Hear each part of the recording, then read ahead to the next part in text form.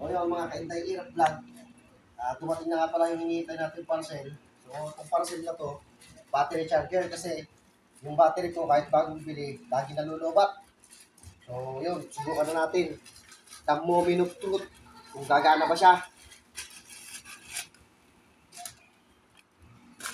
Tapo natin yan ng ganyan. Tanggalin natin to. So yun na. Malapit na natin isaksak. The moment of truth! Kung hindi ba tayo lugi sa 200 pesos? Ang 200 pesos! So ito nga pala, madali lang to guys. Parang battery lang din. Positive, negative. So negative, positive. Yan. So dito, positive. Dito yung itim, yung negative. Uy, kumikislap.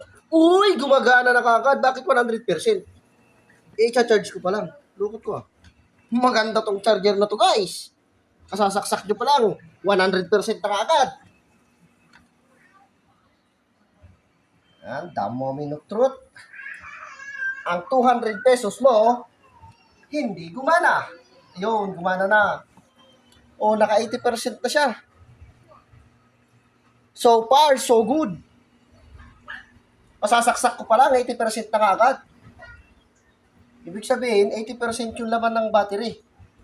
Bakit ayaw mag-start yung motor? Ay ulit.